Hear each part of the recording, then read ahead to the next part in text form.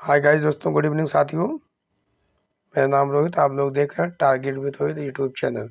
अगर आप लोग इस चैनल पर पहली बार विजिट कर रहे हैं साथी, तो आप लोग सब्सक्राइब और बेल आइकन दबाना बिल्कुल न भूलिए। चलिए देखिए, आज का हमारा टॉपिक है मनोसामाजिक विकास का सिद्धांत, साइको सोशल डेवलपमेंट थियरी। इसका जो है प्रतिपादन किसने किया था? तो इसका प्रतिपादन एरिक एरिक्सन महोदय ने किया था। किसने किया था? एरिक एरिक्सन महोदय ने बताया था। एरिक्सन एक नव फ्रायडवादी मनोवैज्ञानिक माने जाते हैं। ठीक है, Erikson is considered a neo Freudian psychologist. ठीक है, इन्होंने फ्रायड के भांति कामुकता को महत्वपूर्ण नहीं माना। जैसे फ्रायड महोदय ने कामुकता को महत्वपूर्ण नहीं माना था, वैसे ही एरिक एरिक्सन ने भी कामुकता को महत्वपूर्ण नहीं माना है। इसमें और क्या है, उन्होंने व्यक्तित्व के विकास में व्यक्ति की सामाजिक अनुभूति की महत्व को स्वीकार किया है। ठीक है, अब अगला क्या है, जीवन में समय समय पर जिस प्रकार की सामाजिक अनुभूतियां होती है, उनका उसके व्यक्तित्व को अच्छा या बुरा बनाने में हाथ होता है। ठीक है, उनको अच्छा बनाए या बुरा बनाए, इनका जो है सामाजिक अनुभूतियों के साथ उनके व्यक्तित्व में अच्छा और बुरा बताने का काम या उनका हाथ जरूर होता है। यह एरिक एरिक्सन ने बताया हुआ है। ठीक है, इनकी पुस्तक का नाम है चाइल्डहुड एंड सोसाइटी। इनकी पुस्तक चाइल्डहुड एंड सोसाइटी यह बहुत ही इम्पॉर्टेंट है, अब पूछी जाती है। इन्होंने अपनी पुस्तक की रचना 1963 ईस्वी में चाइल्डहुड एंड सोसाइटी को लिखा था। इन्होंने 8 चरण बताए हैं। कितने बताए हैं? 8 चरण, स्टेज। प्रारंभिक 3 फर्स्ट स्टेज थे, मतलब 3 चरण स्टार्टिंग में थे, लेकिन इनके 8 चरण जो है, कुल टोटल 8 चरण हैं और प्रारंभिक में 3 स्टेज थे। ठीक है, देखिए एक एक करके। फर्स्ट चरण मतलब चरण यह क्या है, यहाँ पर स्टेज बताया गया है। ठीक, इसमें शैशवावस्था, प्रारंभिक बचपन, अर्ली चाइल्डहुड, ठीक, खेल उम्र, प्ले एज, तो बुनियादी संघर्ष, बेसिक कन्फ्लिक्ट और सदाचार। ठीक है, वर्ट्यू। ठीक है, तो विश्वास बनाम अविश्वास इनका जो है पहला है, विश्वास बनाम अविश्वास, ट्रस्ट वर्सेज मिसट्रस्ट। ठीक है, तो इसमें क्या है, आशा। बच्चा क्या है, कोई बच्चा है वह क्या है, विश्वास भी करेगा और अविश्वास भी करेगा। उसको आई होप, अगर कोई आशा होगी तो वह क्या करेगा, किसी काम के लिए वह विश्वास कर लेगा। अगर उसको किसी काम में उसको विश्वास नजर नहीं आएगा तो वह बच्चा क्या करेगा, विश्वास बिल्कुल नहीं करेगा। अगला है स्वायत्ता बनाम शर्म, संदेह, इच्छा। ठीक है, स्वायत्ता बनाम शर्म या संदेह, इच्छा। ठीक, फिर अगला है पहल बनाम अपराध बोधक। इसमें क्या है, पर्पज, उसका उद्देश्य है। ठीक, चलिए, erection stage of psychological development, later stage, life stage, crisis and virtuous. School की उम्र 7 से 11 वर्ष तक होती है। क्या होती है? स्कूल की उम्र 7 से 11 वर्ष तक। ठीक है, उद्योग बनाम हीनता, इंडस्ट्री वर्सेज इनफेरियोरिटी। ठीक है, उसके बाद में आता है क्षमता। क्या आता है? क्षमता, कैपेसिटेंस, मतलब क्षमता के बारे में उनकी कितनी क्षमताएं हैं उठाने की। तो किशोरावस्था में क्या, एडोलसेंस 12 से 18 वर्ष तक, पहचान बनाम भ्रम, निष्ठा। ठीक, प्रारंभिक वयस्कता, अर्ली चाइल्डहुड 19 से 29 साल तक होता है, अंतर्गतता बनाम अलगाव। ठीक है, इंटीमेसी वर्सेज आइसोलेशन। ठीक है, मध्य मिडिल एज 30 से 64 वर्ष तक, जलनशीलता बनाम ठहराव, देखभाल, केयर करना। वृद्धावस्था, ओल्ड एज 65 से आगे। ठीक है, ईमानदारी बनाम निराशा।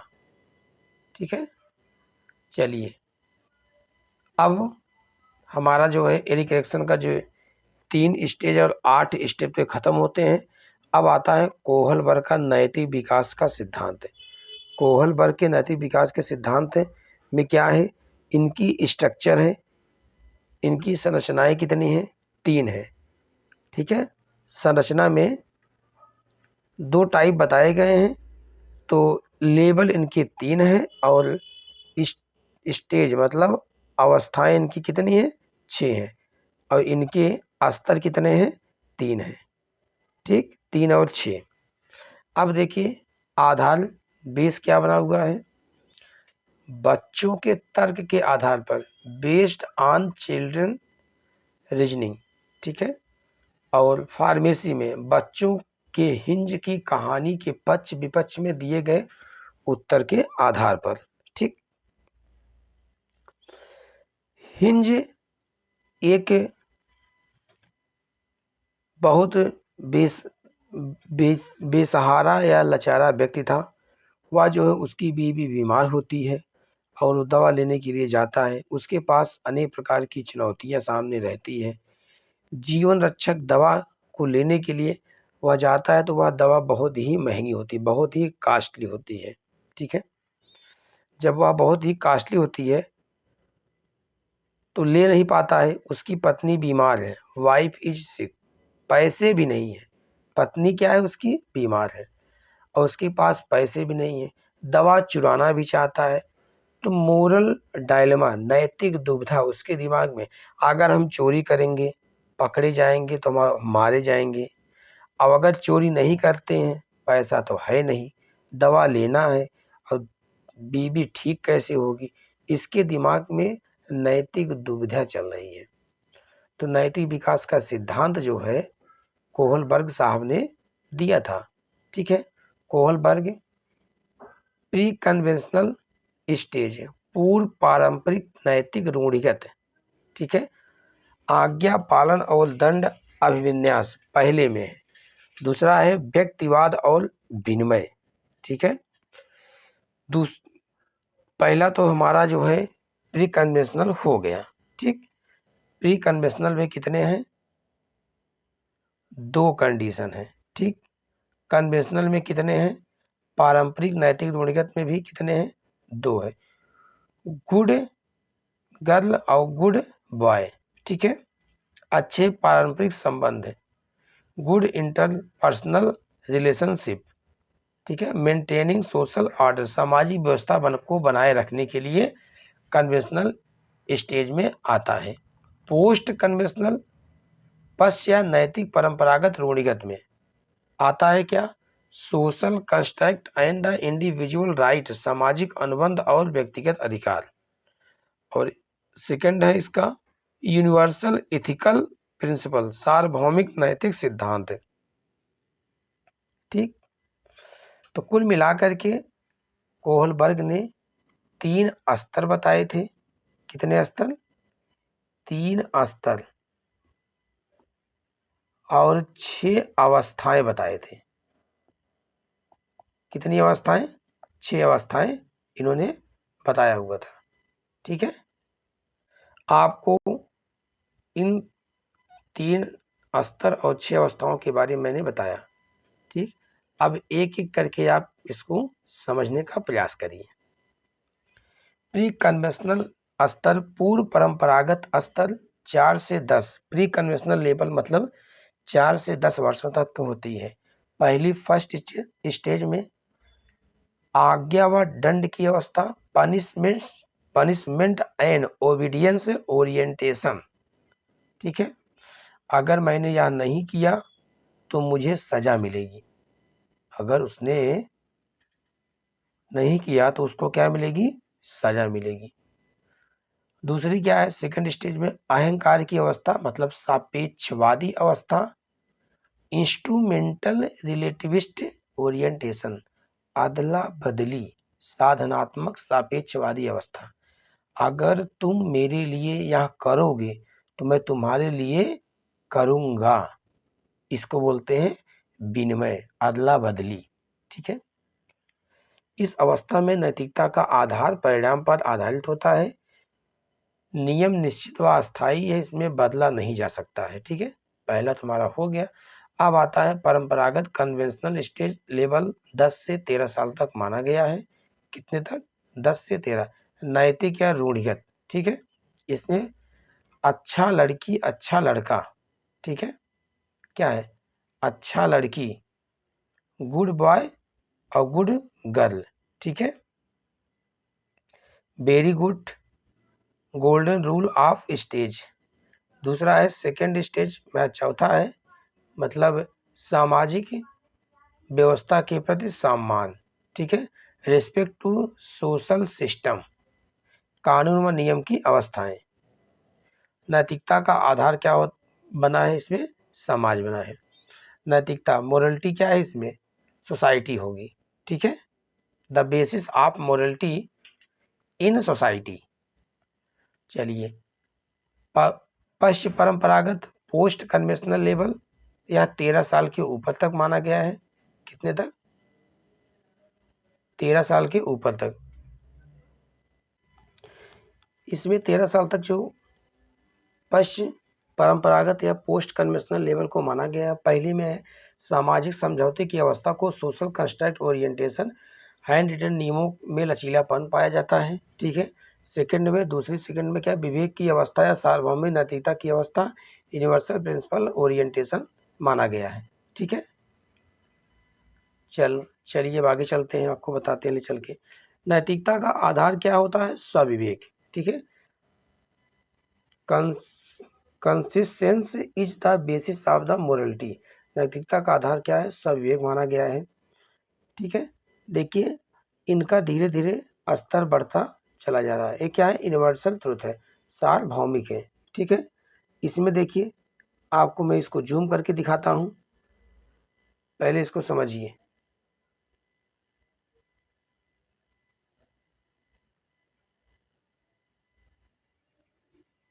पहले में क्या है? देखिए, पहले में stage first, obedience and punishment, फिर इंडिविजुअलिज्म और एक्सचेंज। ये क्या है? लेवल फर्स्ट में है। और लेवल 2 परंपरागत मतलब कन्वेंशनल में, मेंटेनिंग सोशल ऑर्डर और गुड इंटरपर्सनल रिलेशनशिप, ठीक। और लेवल 3 में पोस्ट कन्वेंशनल पश्चिम परंपरागत में सोशल कंस्ट्रक्ट और यूनिवर्सल प्रिंसिपल, ठीक है, सार्वभौमिकता। चलिए, अब देखिए, नैतिकता का स्तर पूर्व परंपरागत प्री कन्वेंशनल स्टेज में दंड एवं आज्ञाकारिता की उन्मुक्ता। अगर नियम नहीं माने तो दंड मिलेगा। अगर वो चोरी कर लेता तो उसको दंड मिल ही जाता, और चोरी नहीं करेगा तो दंड नहीं मिलेगा। तो दंड एवं आज्ञाकारिता की उन्मुक्ता, साधनात्मक सापेक्षवादी उन्मुक्ता, विनिमय या अदला बदली का भाव का अहंकार की व्यवस्था। तुम मेरी पीठ पर खुजाओगे तो मैं तुम्हारा भी खुजलाऊंगा, ठीक है। यह जो है साधनात्मक सापेक्षवादी उन्मुक्ता होती है। ये आता है प्री कन्वेंशनल स्टेज में, ठीक है। कोहलबर्ग के प्री कन्वेंशनल स्टेज में पहला है दंड एवं आज्ञाकारी, दूसरा है साधनात्मक सापेक्षवादी उन्मुक्ता मतलब विनिमय या अदला बदली भाव, ठीक।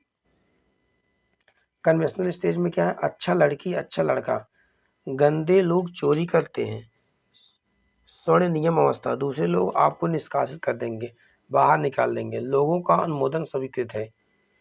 नैतिक समाज पर डिपेंड रहता है, morality dependent in on society, सामाजिक व्यवस्था के प्रति सम्मान, कानून का पालन, कानून व नियम की अवस्था, ठीक। कर्तव्य पूरा करना, चोरी करना गलत है तो दवाई की चोरी नहीं करनी थी, ठीक है। अब देखिए, आता है उत्तर रूढ़िगत नैतिकता या उत्तर परंपरागत स्तर पोस्ट कन्वेंशनल लेवल। नैतिकता खुद से डिसाइड करना होती है, मोरलिटी सेल्फ डिसाइडेड। मोरलिटी का सबसे higher level, highest level of morality होती है। सामाजिक अनुबंध उन्मुक्ता, सामाजिक व्यवस्था और अपने स्वयं के अधिकारों में balance, balance between social system and own rights, ठीक है। कानून व नियमों का लचीलापन, flexibility of law and rule, व्यक्तिगत अधिकारों का लचीलापन, फ्लेक्सिबिलिटी ऑफ इंडिविजुअल राइट, अगर नियम से नुकसान तो नियम तोड़ देना चाहिए। If rule causes harm then break the rule, अगर आपका जो है उन नियमों से नुकसान हो रहा है तो उस नियम को आपको तोड़ देना चाहिए। यह जो है पोस्ट कन्वेंशनल स्टेज में बताया गया, और किसने बताया? कोहलबर्ग ने बताया। ठीक। सार्वभौमिक नीतिपरक उन्मुखता, यूनिवर्सल एथिकल प्रिंसिपल ओरिएंटेशन, स्वयं नियम बनाना, मेकिंग ऑन रूल, मैं भूखा रहूंगा दूसरा को नहीं रहने दूंगा, मतलब दूसरा का ख्याल जरूर रखूंगा, अगर चोरी नहीं करता तो कहीं अधिक मूल्य चुकाता, अगर वो चोरी नहीं करता तो दवा के लिए क्या है, उसको अधिक से अधिक मूल्य चुकाना पड़ता। मतलब हिंज की पत्नी बीमार थी, इसके लिए। चलिए, मोरल रीजनिंग, नैतिक तर्कना, डिसीजन लेने में शामिल तर्क प्रक्रिया, reasoning process involved in the decision making. अब मोरल डायलेमा, नैतिक दुविधा, डिसीजन न ले पाने की स्थिति में, situation of being unable to take a decision. Kohlberg के सिद्धांत की आलोचना किसने किया था? कैरोल गिलिगन महोदय ने किया था। ठीक है, यह महिला पक्ष का बहुत ही गौण रूल था, और पुरुष महिलाओं की नैतिकता के भी बताया हुआ है। तो आज कैरोल गिलिगन में तो न्याय और देखभाल, जस्टिस और care, female perspective secondary, female पक्ष गौड़ होता है। ठीक, फीमेल पक्ष क्या है? गौड़ है। चरणों की सार्वभौमिकता, यूनिवर्सलिटी ऑफ स्टेज में, स्टेजेस सार्वभौमिक है, क्रमिक चरणों में होता है, क्रमिक चरण सिक्वेंशियल स्टेज। ठीक है, पुरुष वर्सेस महिलाओं की नैतिकता, मोरलिटी मेन वर्सेस वुमेन, न्याय पर डिपेंड, ठीक है, देखभाल पर डिपेंड ऑन केयर, पुरुषों पर नैतिकता न्याय पर डिपेंड और महिलाओं की देखभाल पर, the morality of main dependent on justice and that on women on care. ठीक है, सांस्कृतिक अंतरों की अपेक्षा या उपेक्षा, इग्नोरिंग कल्चरल डिफरेंसेस। ठीक है, सांस्कृतिक अंतरों को नज़रअंदाज किया जा सकता है। ठीक है, यह जो कैरोल गिलिगन महोदय ने बताया है। कोहलबर्ग ने बच्चों व बड़ों में नैतिक तर्क का मूल्यांकन करने में दुविधाओं डायलेमा का प्रयोग किया है। Kohlberg use the access moral reasoning in children or adult. ठीक है, अब आज की क्लास यहीं तक। अगला नेक्स्ट टॉपिक हमारा रहेगा जो जीन पियाजे का संज्ञान विकास का सिद्धांत, इसको मैं कल एक एक करके आपको बताऊंगा। ठीक है साथी, आज की क्लास यहीं तक। बहुत बहुत धन्यवाद। All the best. मस्त रहिए, ज़बरदस्त रहिए, पढ़ते रहिए। बहुत समय नहीं है आप लोग के पास, बस महज एक हफ्ते का समय शेष बचा हुआ है। आप लोग आराम से पढ़िए, बहुत अच्छे। और पढ़ने के बावजूद आपको इस समय ज़्यादा से ज़्यादा प्रैक्टिस करने की ज़रूरत है। ठीक है साथी, जितना आप प्रैक्टिस करेंगे, जितना आप टेस्ट देंगे, उतने आपके क्वेश्चन दिमाग में सामने गुजरेंगे और आपका जो है एक सोचने की थिंकिंग जो है आपकी बढ़ जाएगी। पढ़ना बहुत उचित नहीं है, अब आपके लिए आपको टेस्ट देना बहुत उचित है। ठीक है, आज की क्लास यहीं तक। बहुत बहुत धन्यवाद। All the best. जय हिंद, जय भारत।